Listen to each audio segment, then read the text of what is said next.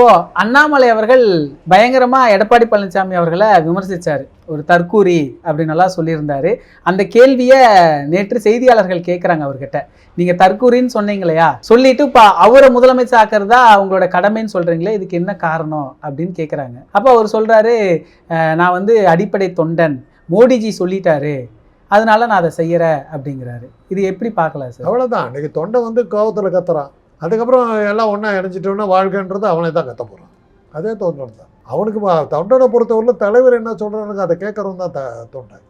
பெரியாரை தான் சொல்லுவார், என்னுடைய கட்சிக்கு புத்திசாலிகள் தேவையில்லை, நான் கிணத்துல உழுன்னு சொன்னால் உழுவுறவன் தான் எனக்கு தொண்டனாக இருக்க முடியும். நான் சொல்கிறதெல்லாம் பல கடுமையான விஷயங்கள். கடவுள் இல்லை, கடவுள் படங்களை நெருப்பு வச்சு கொடுத்துன்னுவேன். உனக்கு தைரியம் இருந்தால் வந்து சேரு, என்கிட்ட வந்து கேட்டு ஏன் கொடுத்து சொல்கிறேன்னு கேள்வி கேட்காத.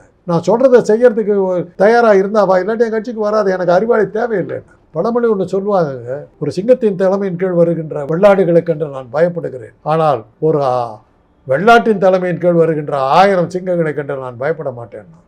ஏன்னா சிங்கத்தோட தலைமையில் வந்துன்னா வெள்ளாடு சிங்கமாக மாறும், ஒரு வெள்ளாட்டு தலைமையில் வந்து சிங்கம் வந்து வெள்ளாடாக மாறிடும்.